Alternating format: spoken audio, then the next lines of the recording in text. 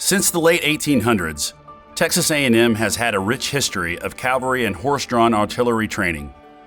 It was common for militaries to provide cavalry training, and Texas Agricultural and Mechanical College followed suit.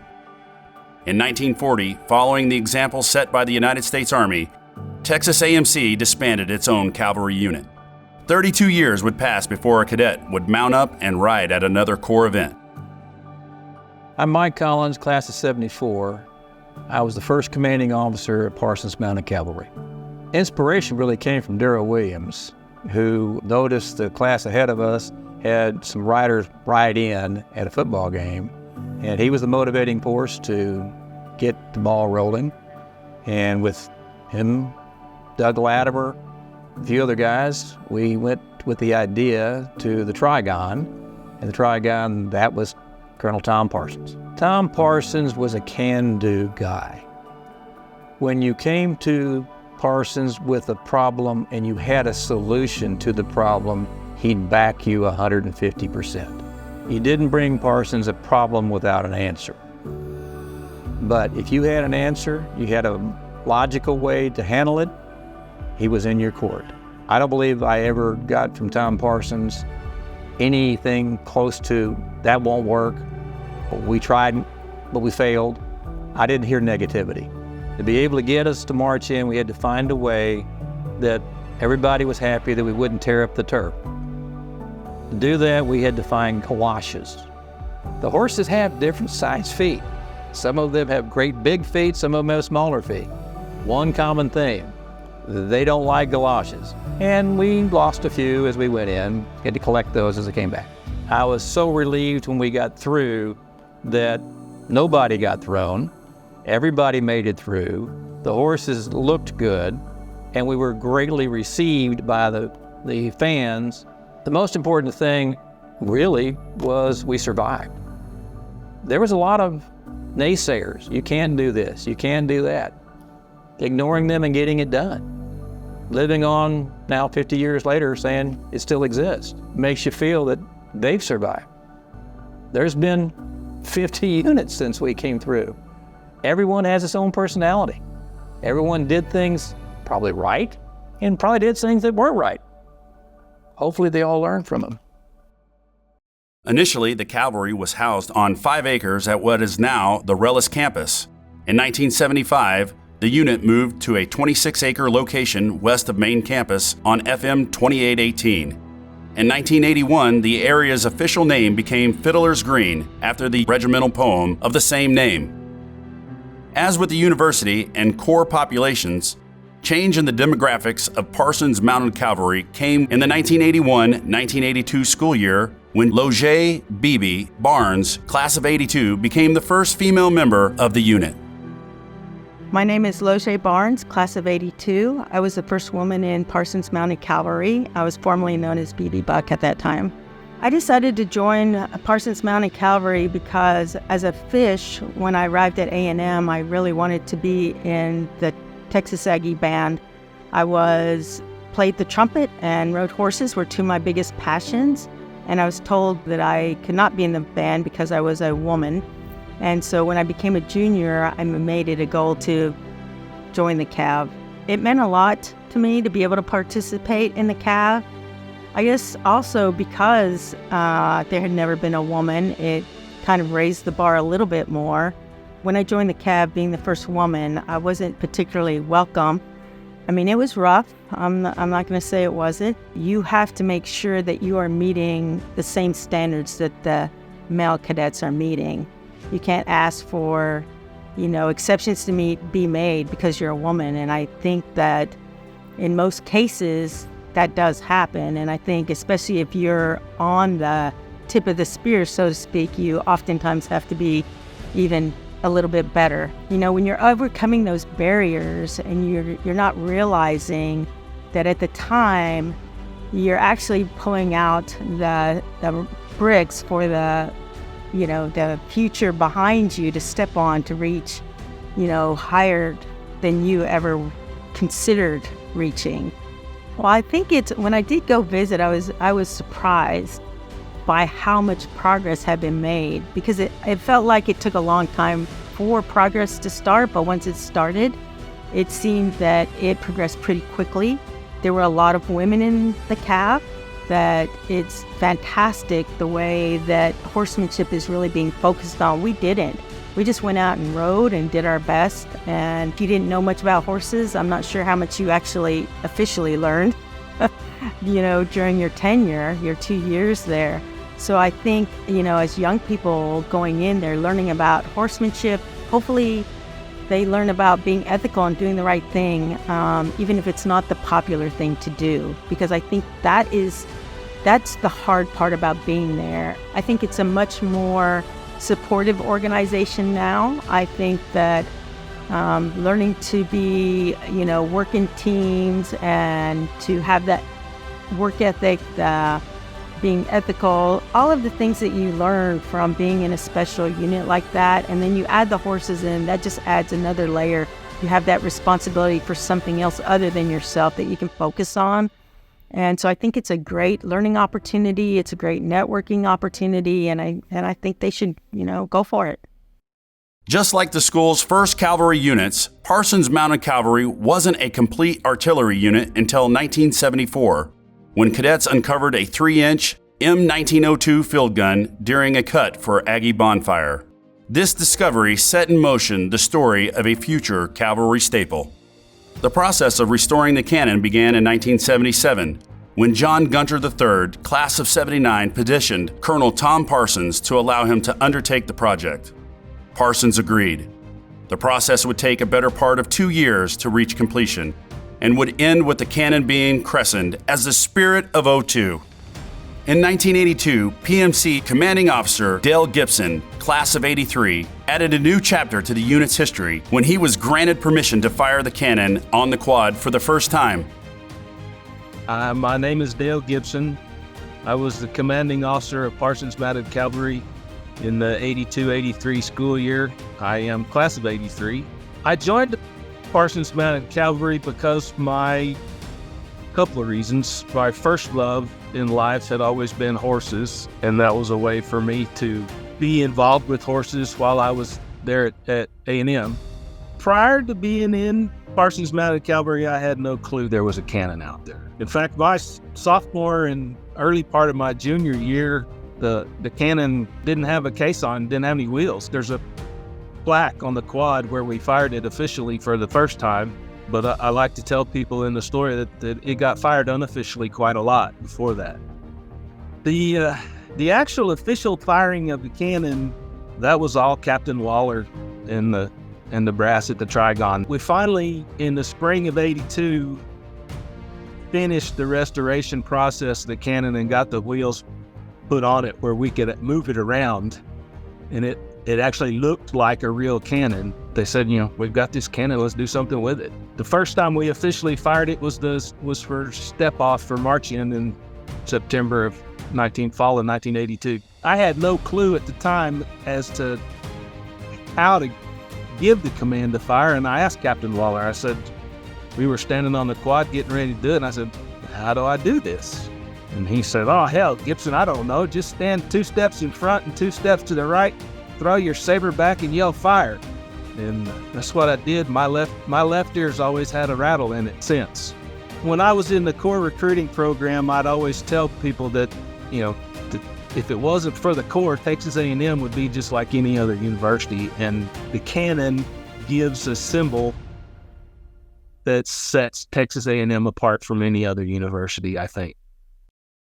The Spirit of '02 cemented its place as an Aggie game day tradition when it was fired at Kyle Field for the first time in 1984. My name is Richard Polanski. I'm the class of '84, Company B1, and my position with the Parsons Mounted Cavalry was section chief.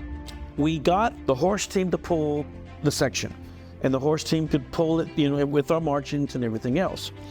And we actually got support from Jackie Sherrill to shoot the cannon with every score or every so often. And when we came through with the horse team, I stopped, we halted, disconnected the O2. We wheeled it, my team, wheeled it into position where it was kind of in front of the scoreboard. We loaded the gun at the time and for the first shot that we were going to, and I said, okay, we may never shoot this thing again. We may get stopped. I was standing off to the back left side, and at that time we didn't have sabers. I gave the command to fire, and then I yelled at the top of my voice, and it was a thunderous roar. You could hear it all the way through campuses when I heard it. Echoed through Kyle Field.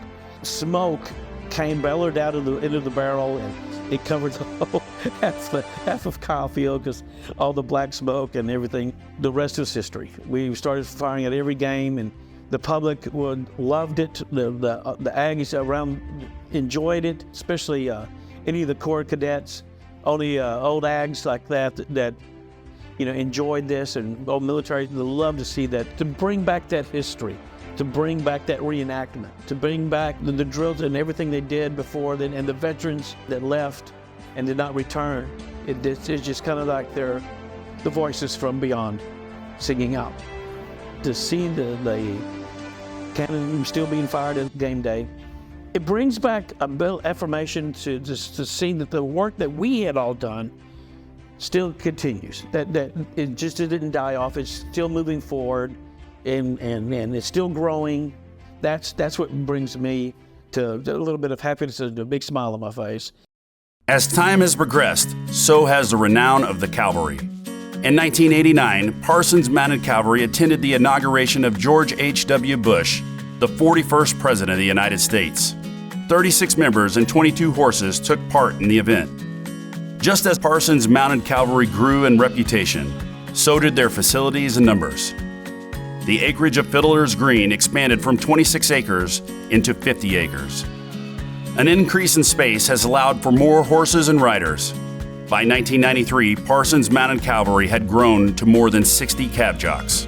In 2019, a trip to the Rose Bowl Parade in Pasadena, California, was the crowning event of the year. The trip, which was planned entirely by cadets, covered over 1,500 miles. More than 50 cadets and support staff, along with 40 horses and mules, participated in the Rose Bowl Parade. This was the first time the Corps had been represented at this prestigious event. The increase of cab jocks provided more opportunities for female riders. Following in the footsteps of Loje Barnes, Rose Marshall blazed a new path when she became the first female commanding officer of Parsons Mounted Cavalry in 2018. Howdy, my name is Rose Marshall, class of 2019, and I was the first female commanding officer of Parsons Mounted Cavalry. I chose to join PMC because I had several upperclassmen in my outfit, Connor Unruh and Sky Finley, two individuals that I really looked up to, and they were in PMC. And I saw how many hours that they poured into that organization, and I thought, wow, that must be really great and something they really love for them to pour that much time into it. I decided to apply for CO because it was just something you could put your name into the hat for. I had been in the organization for several years, tried out as a sophomore, was in as a junior, and I also worked as a student worker at Fiddler's Green between my sophomore and junior year. So I knew the facilities really well, and I just loved the organization. I loved the people, I loved the horses, I loved what we did and what it stood for. So I didn't really put my name in the hat going in with any expectations. When I first found out that I was going to be the first female CO, I had a wide range of emotions. My first emotion was that I was really excited. There was a lot of great cab jocks who had tried out for this position, so I was really honored to have been chosen for it. But at the same time, I was really nervous. I knew that being the first female, there was going to be some scrutiny and potentially decisions that I made would be looked at a little bit more closely than my male predecessors. But I do feel like I had to earn the respect of former AGs and former cab jocks, which is not something I really anticipated because, prior to that I had nothing and the cab had nothing but support from former Aggies.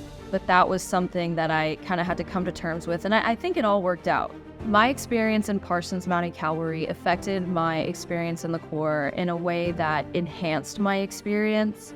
I loved my outfit, and I still love my outfit, and I love being in the Corps.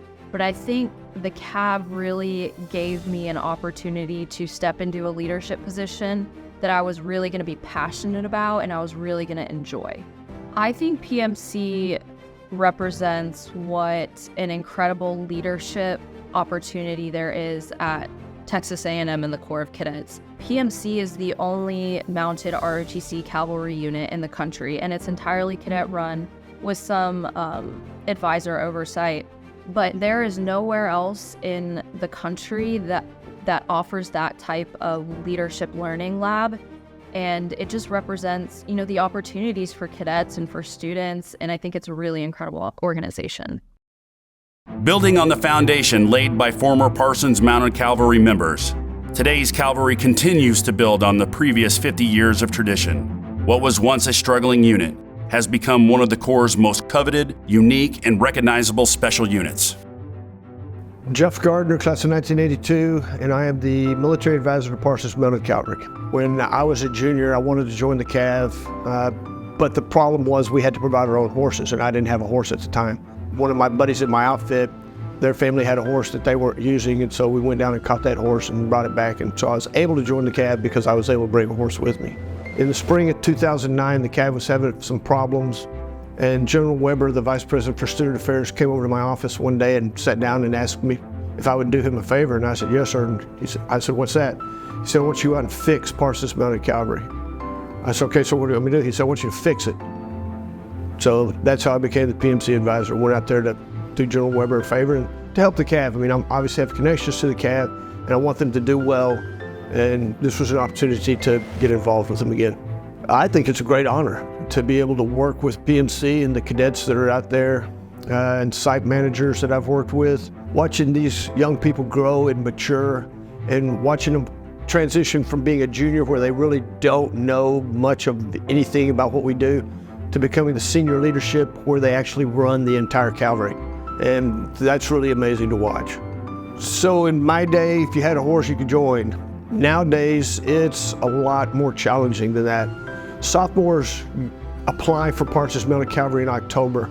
We normally have about 180 sophomores apply. Then they come out to the green for a month and a half, and we teach them horse anatomy and tact, and they learn what the green's all about. They learn how to feed and things of that nature. Around Christmas, we make the cut, the first cut. We normally invite about 70 back in the spring. That's when we start riding. And we start them off bareback with just a halter and a lead rope. We want to teach them the way that we want them to ride, not the way that they've learned to ride, if they have any horse experience at all. Over 90% of our cadets who are out there have zero horse experience before they came to the CAV. And so it's obviously not a requirement. We'll cut that 70 or so down to 50 by Parents' Weekend. Those are the guys who get to come back out and continue to train in the spring. Then the week before school starts during freshman orientation week, we have what's called PMC Work Week. And they come back in and they work hard and we ride more. And if they make it through that week, then they become a CAV jockey and get their court. So it's a 10-month process to become a member of Parsons Mounted Cavalry.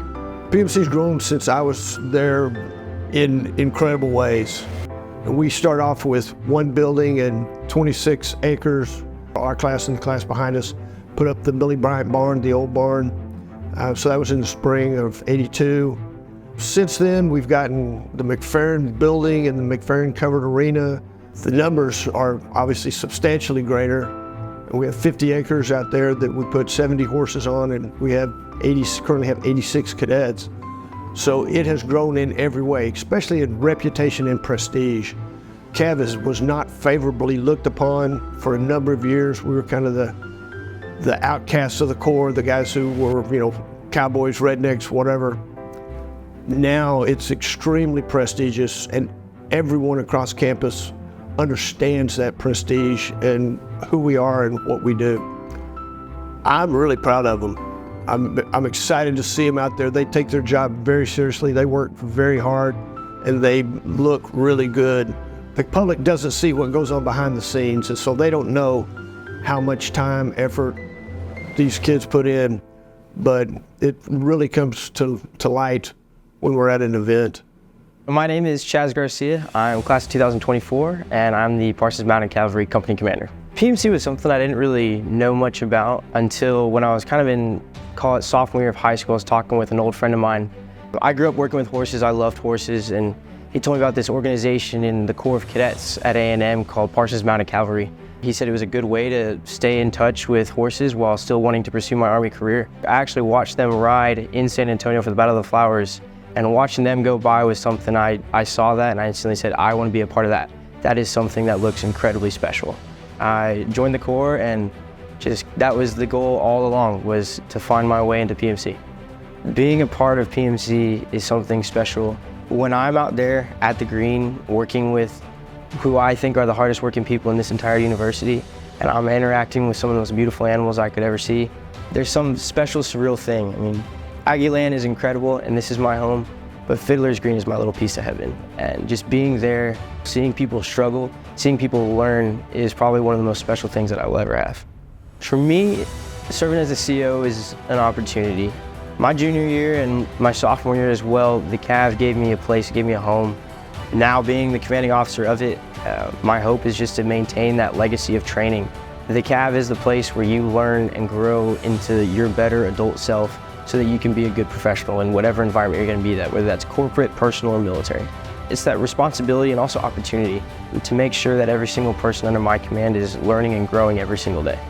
For Parsons Mounted Cavalry representing the Corps of Cadets and Texas A&M as a whole, it's a really good opportunity to show the unique places that the Corps has to offer.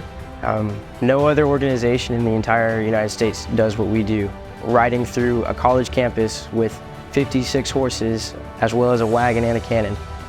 That's kind of an eye catcher for people. And I like to think that what we do is seen by people also not in A&M, and it's a good recruiting aspect too.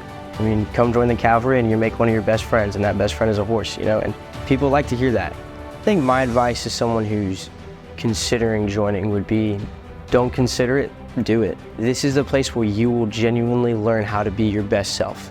This is the place where you will learn all kinds of different opportunities and different skills. Even if you're someone who's not wanting to interact with horses for the rest of your life, this is a really cool opportunity that you can do something special. And the lessons you learn at Parsons Mounted Cavalry are way bigger than any horse or any cav jock or any ride-in. So I would say just do it. And if you're someone who wants to grow and wants to learn, then yes, absolutely, there is no question you should be there. It's gonna be hard, it is. But if it wasn't hard, it wouldn't be worth doing, and the Cav is more than worth doing. From its humble beginnings to the nationally recognized unit it is today, Parsons Mounted Cavalry has and will continue to provide unique leadership opportunities for its members. As the cavalry grows and develops, new challenges and opportunities will arise.